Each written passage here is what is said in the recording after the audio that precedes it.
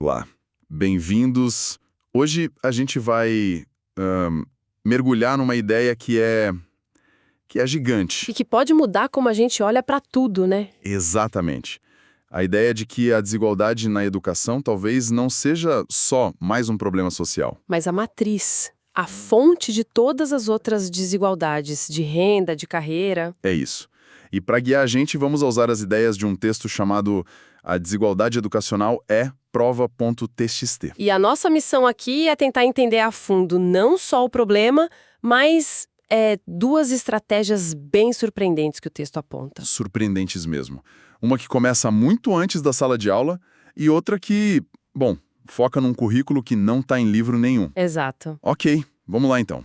A tese de que consertar a educação pode, consertar o resto. É imensa e até um pouco assustadora. Por onde a gente começa a puxar esse fio? Então, o fio começa, segundo essa análise, por uma redefinição do que a gente entende por educação. Não é só sobre matemática e português. Longe disso. A proposta aqui é muito mais profunda. A educação é o que molda o que o material chama de disposições, estruturas mentais, conscienciosidade. E o tal senso de agência.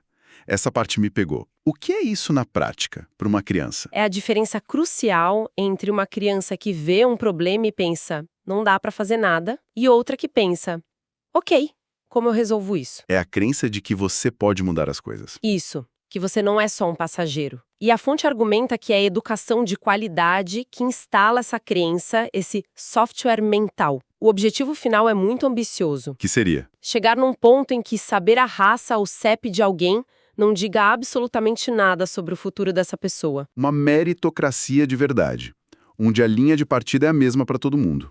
Exatamente. E para mostrar que não é só teoria, a análise usa um exemplo muito concreto.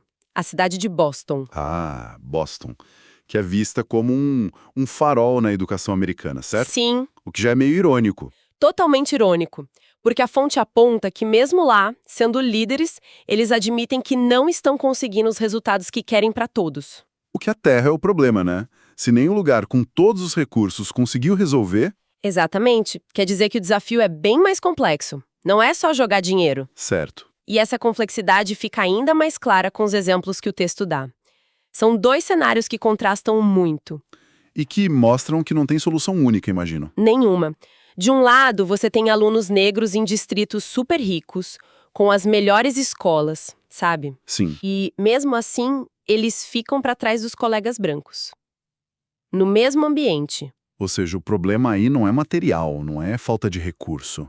É algo mais sutil. Cultural, talvez. Precisamente. E no outro extremo, o texto fala dos distritos urbanos muito pobres. E lá o problema é outro. Lá o desafio é brutalmente concreto. Eles mal conseguem atrair e reter professores. Às vezes a questão não é nem a qualidade, é ter um professor na sala. Cara, São dois universos. exato. Por isso que a conclusão é que o trabalho precisa ser cirúrgico, adaptado para cada realidade. E é nesse ponto que a conversa podia morrer, né? O problema é tão grande, tão cheio de facetas. Podia. Mas aí a análise joga um dado que é um soco no estômago, mas também um ponto de partida. Que é, O texto diz que as lacunas de desempenho, as diferenças entre crianças, já são enormes, estatisticamente, aos 2 anos de idade. 2 anos, quando a gente se preocupa com a educação na idade escolar. O jogo já começou e algumas crianças já estão muito, muito atrás. O trem já saiu da estação. Isso muda tudo. Muda o foco de onde a gente tem que agir. Completamente. E é por isso que a primeira grande estratégia que o texto apresenta é uma iniciativa chamada Boston Basics. Boston Basics. O que é? A ideia é, assim, genial de tão simples. São 5 práticas básicas para o desenvolvimento do cérebro nos primeiros anos. Tipo, Coisas como converse, aponte, leia e discuta histórias. Mas o pulo do gato não é nem o conteúdo. não.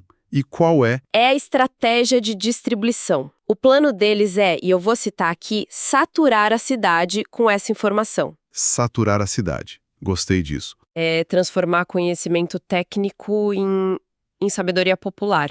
Algo que o barbeiro comenta, que a líder religiosa menciona. Entendi. Não é só dar um panfleto pros pais. De jeito nenhum. É construir o que o texto chama de um nicho de apoio social ao redor deles. Tá, ideia poderosa. Mas, sendo um pouco cético aqui, isso não corre o risco de ser visto como algo meio paternalista? Tipo, gente de fora ensinando como criar os filhos. Exato, especialmente em comunidades que já se sentem julgadas. É uma preocupação super legítima. E a análise aborda isso de um jeito muito inteligente. E como? O ponto central é que a abordagem é universal. Não tem nada ali que seja específico de uma cultura ou classe social. É, como o texto diz, coisa humana. Ah, entendi. Não é um programa para pais pobres. Não, é para a cidade de Boston, para todo mundo. O objetivo é que seja tão normal quanto uma campanha de vacinação. É um bem comum que fortalece a comunidade inteira. E que pode ser feito com o que as pessoas já têm em casa. Exatamente. A voz, o carinho, um livro simples. Isso é poderoso. Atacar o problema na raiz mesmo. Mas, bom, isso parece uma estratégia para a próxima geração. E as milhões de crianças que já estão no sistema? A pergunta de $1 milhão. Crianças de 12, 15 anos, o que a fonte diz sobre elas? Então, o texto entra de cabeça nisso. E a segunda estratégia foca exatamente aí, no ambiente escolar. Ok. A análise parte de uma premissa muito perspicaz. Em toda a escola existem 2 currículos funcionando ao mesmo tempo. 2 currículos. Como assim? O primeiro é o oficial, o que o professor ensina, a matéria. Matemática, história, o de sempre. Isso. Mas tem um segundo currículo, não escrito, e que muitas vezes é mais poderoso. Que é? O que as crianças ensinam umas às outras. A cultura dos corredores, do pátio. O que define o que é legal, o que é vergonhoso. Cara, isso faz todo sentido. As regras não escritas do recreio eram a coisa mais importante do mundo para mim. Para todos nós, né? E a fonte diz algo que é contraintuitivo sobre isso. O quê? Que muito do mau comportamento acontece porque os alunos estão só tentando se encaixar, fazendo coisas que, no fundo, eles nem querem fazer. É a pressão do grupo. Exato. Então, se o problema está na cultura, a solução é intervir nela, mas não de cima para baixo. Com mais regras. Não. A ideia é ajudar os alunos a construírem a cultura que eles realmente querem ter. Isso é otimista. É profundamente otimista. A premissa é que a maioria dos alunos já tem os valores certos. O que falta para eles, e essa é a frase-chave, são as oportunidades sociais para viver esses valores. Certo. Mas essa ideia de empoderar a liderança estudantil me parece um pouco arriscada. Como assim? E se os líderes que já existem são populares pelos motivos errados? Os valentões, os bagunceiros. Se você der poder para eles, não vai só piorar? Total. A fonte aborda esse paradoxo. E a solução é sutil. E qual é? Não se trata de pegar o aluno mais popular e dar um megafone para ele. Certo. É sobre identificar diferentes tipos de influenciadores e criar novos espaços para conversa, momentos estruturados onde eles possam falar abertamente sobre, por exemplo, o que eles achariam legal. E o que isso faz? Isso dá o que o texto chama de permissão social. Permissão social. Gostei do termo. É como se um aluno influente dissesse: gente, na verdade, é legal ajudar um colega. É legal fazer uma pergunta inteligente. Isso quebra a tirania do legal é ser indiferente. Exatamente. Quebra o feitiço. Dá cobertura social para quem quer fazer a coisa certa. É tipo hackear a cultura jovem por dentro. Entendi. Então, no fim das contas, o que tudo isso significa? A gente tem essas 2 frentes.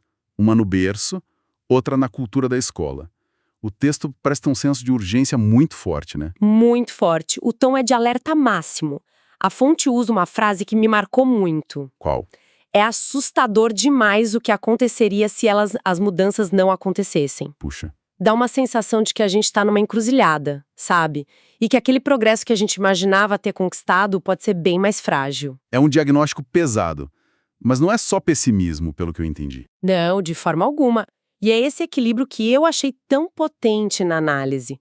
O pessimismo sobre o cenário é contrabalanceado por um otimismo muito prático. Prático em que sentido? O texto diz que já existem exemplos suficientes de escolas que conseguiram um progresso incrível, mesmo em áreas muito pobres. Elas são a prova de que é possível. Exato. A mudança é possível, mas ela depende de uma condição. A tal da vontade política. Exatamente. E essa conclusão. A gente sabe o que fazer. A questão é a decisão coletiva de fazer. E isso leva ao argumento final, Que é? que enquadra tudo isso não como uma escolha, mas como uma responsabilidade geracional. Não importa se você é otimista ou pessimista. É uma obrigação moral da nossa geração trabalhar nisso. Uau! Bom, resumindo então o nosso mergulho de hoje. Vamos lá. A desigualdade na educação é apresentada como a raiz de quase tudo. E para lidar com ela, a gente viu dois caminhos que fogem do óbvio. Primeiro, a percepção de que a luta tem que começar anos antes da escola. Transformando o cuidado na primeira infância numa missão da comunidade toda. Isso. E o segundo? É que dentro das escolas, a alavanca mais forte talvez não seja o currículo formal. Mais o currículo oculto da cultura dos alunos. E a chave é dar poder para eles mesmos liderarem essa transformação. Perfeito. E essa menção final à vontade política me deixa com uma provocação aqui. Manda. O texto nos força a perguntar: o que é, de fato, essa vontade? Será que ela nasce só em gabinete de políticos? Provavelmente não. A análise sugere que talvez não. Que a verdadeira vontade política nasce, sei lá, na conversa do barbeiro com o pai, nasce quando os avós se tornam parte da rede de apoio. E nos próprios alunos. E, crucialmente, nasce no momento em que um grupo de alunos decide, em conjunto, que tipo de escola eles querem para si. Talvez a grande mudança não comece com um decreto, sabe? Mas com milhares dessas pequenas conversas.